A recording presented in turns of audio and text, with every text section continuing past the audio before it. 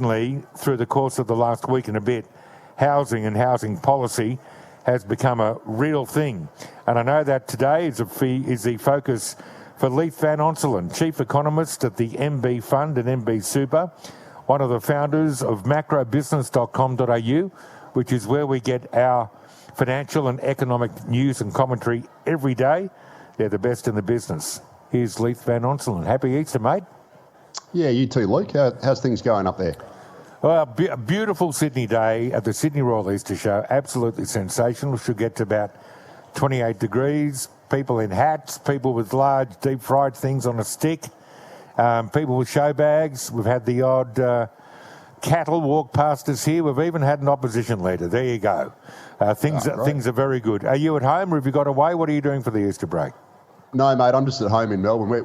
We've had some unseasonably warm weather. Went to the beach yesterday, went for a swim. I'm wearing basically boardies and a singlet right now, so it's fantastic. I love it. Beautiful. Okay, so housing.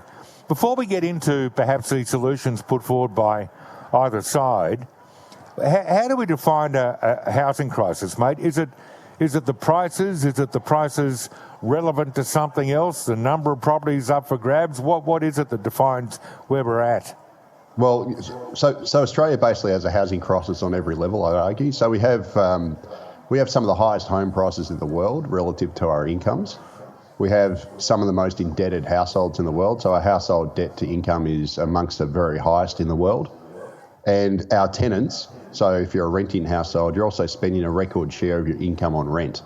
Now there isn't really comparable data comparing that measure against the rest of the world, but in terms of Australian history, renters have never spent more of their income on rents as they do currently. So it's basically a triple whammy here. We've got record high house prices as a share of income and mortgage payments, record high household debt, or close to record high debt, but some of the highest in the world, and also record share of income has been spent on rent. So it's a disaster.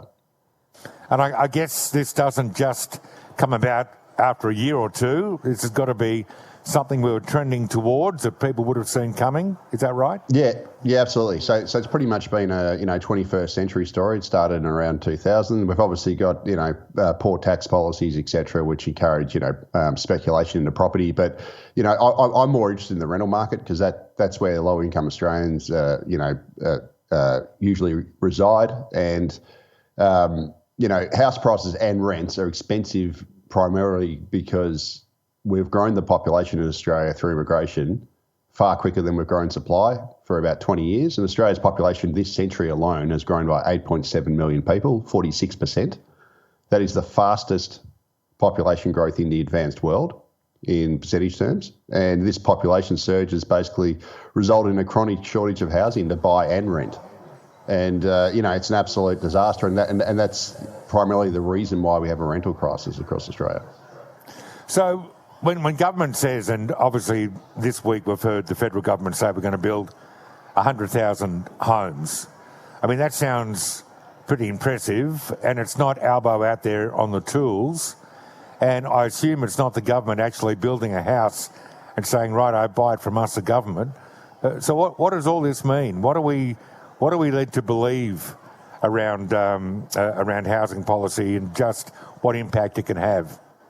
Yeah, so I mean, I'd argue that the announcements in the last week, it really started last Sunday when both sides announced their policies. They're an absolute disaster, and they're guaranteed to drive house prices higher, increase household debt, and make housing structurally more unaffordable. So I'll focus on Labor because they're the ones who look certain, very, very, certain to win the upcoming election. And Labor's announced two policies that, in particular, are going to drive house prices higher, and they're self-defeating from affordability perspective.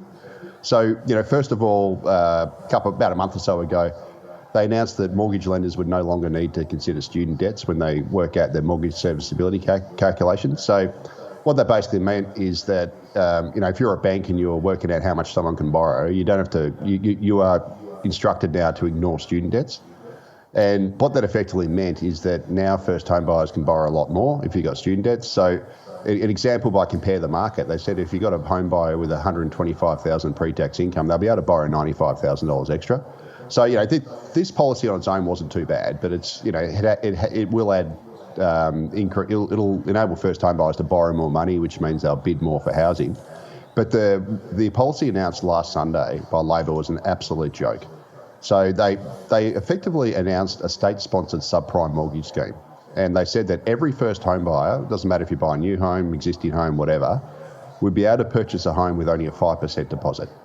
Because, currently a 20% deposit's needed, and if you have less than that, you've got to pay lender's mortgage insurance. Yep. And basically taxpayers, i.e. the government, will guarantee 15% of every borrower's mortgage to enable that. And what this meant is that from going forward from January 1 next year, first home buyers will be able to borrow a hell of a lot more money. They'll be able to enter the housing market earlier because obviously they need a 5% deposit. They'll be able to take on bigger debts because they'll have less equity because the taxpayer is going to be, guaranteeing 15% of it. And what this means is that when you have a supply-restricted market, as we do, and you add a whole bunch more borrowing capacity, more buyers, everything into that market, it's going to dramatically increase both household debt because they'll have less equity, and also it's going to increase house prices.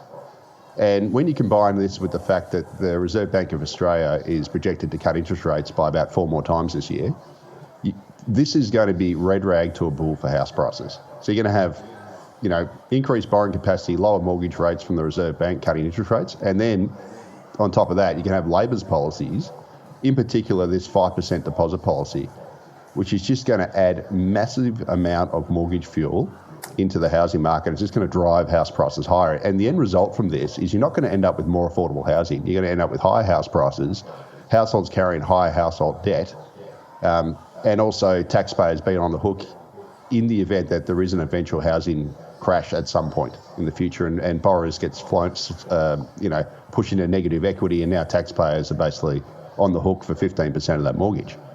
And this is the opposite of what you do, what they should be doing from an affordability perspective. So instead of actually trying to bring down the price of housing, both to buy and rent, they're just making sure that people can pay more more people can pay current prices, let alone higher prices, which just means they're going to inflate demand, which is going to push up prices, and we're going to end up with households carrying more debt. And we've seen how this plays out in the last 20 years with first home buyer grants and everything else. They haven't made housing more cheaper or more affordable. They've just pushed up house prices. And the biggest winners from Labor's policy are actually going to be property investors, because they're the ones who, have housing assets, and those assets are going to go up in value. Yeah. If you'll just allow me to pause for a minute, is Rebecca in the crowd here somewhere?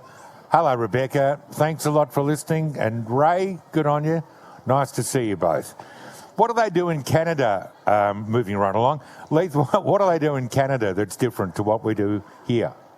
Yeah, honestly, if they were serious about tackling the housing crisis, the government should simply follow Canada. So Canada, up until a year or so ago, had a very similar housing crisis to us. They had record levels of immigration, whereby in the 2023-24 financial year, they imported 1.2 million migrants. That pushed rental vacancy rates to all-time lows. It pushed the rental inflation to all-time highs.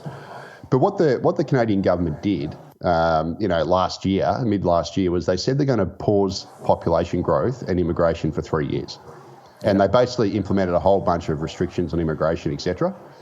And it's worked. So basically what happened is in the fourth quarter of last year, which is the latest data, temporary migrants left Canada. So they actually had a shrinkage in the number of temporary migrants. And the population growth has stagnated overall. And surprise, surprise, Luke, Canadian rents have fallen for 6 straight months, right? So they froze immigration, and they're going to freeze it for another 2.5 years from now. And rents have now fallen for 6 consecutive months. And Canadian annual asking rents in Canada have, I've actually plotted them against immigration, and they track one for one. And as immigration's collapsed, so has rents in Canada. So that is really what Australia should be doing. If we've got this supply problem, we've got this affordability problem, both to buy and rent, we should follow Canada and significantly lower immigration to both lower rents directly, and then also make it easier for first home buyers, because if you're a first home buyer and you pay less in rent because you've got less immigration, you'll then be able to save up a deposit quicker, and then the price of housing will also be less from less immigration. So it's a double win. So really, instead of trying to take demand out of the market, Labor's policy is going to add demand into the market. It's going to push prices higher when really we should be following Canada. And Canada has a left-leaning government. They're called the Liberals over there. And it's basically the Albanese government, but the Canadian version. Yeah. And the interesting thing about this, Luke, is since they implemented this policy, at the start of the year, the Canadian government, they've been in for 10 years, we're looking at a massive electoral defeat. Now they're actually favourites to win the upcoming election. And now that's also because of Trump. But what that shows is that this policy has been very popular in Canada, because if it was unpopular, the Canadian government wouldn't have had a massive poll reversal. And, they've effectively on the way to solving the rental crisis by simply freezing population at its current level and not allowing demand through population growth to keep running ahead of supply, and allowing the supply side of the housing market to catch up. This is not rocket science. No, and because you don't build your way out of this, do you? I mean, the idea that you're going to build 100 homes or 1 million homes, forget it. We've had the time and the opportunity to do it, but we always miss the mark. And it's not just, I mean, you could probably have a crack at the current government, but it's historically a thing, isn't it? We just don't build them quick enough. No, and in fact, just last week we got the latest Australian Bureau of Statistics dwelling commencements data, and guess what? They're 30% below the Labor's target. So Labor's target is to build 1.2 million homes over 5 years, which requires 60,000 homes a quarter. Well, we only commenced 41,900 in the latest quarter, which is 30% fewer. And the fact that, and at the same time, Luke, the latest monthly permanent and long-term arrivals data from the ABS suggested immigration's rebounding again. We had near record arrivals in February, January and February. January and February, we had 155,000 net permanent long-term arrivals, which is only a couple thousand below the very peak last year. And what it shows is that immigration now is rebounding again at the same time as we can't build enough homes. So maybe the solution here is to not bring in so many people, and to allow the supply side of the housing market to catch up, and then we'd have lower rents and lower prices. None of this is rocket science, but unfortunately, the Labor Party is refusing to do this, and then instead just deciding to give everyone 5% deposits to allow more mortgage fuel into the fire, which is going to push house prices up. Yeah, absolutely. All right, mate, thank you. Good to chat. We'll talk to you next week. Yeah, no worries, Luke. Speak to you later.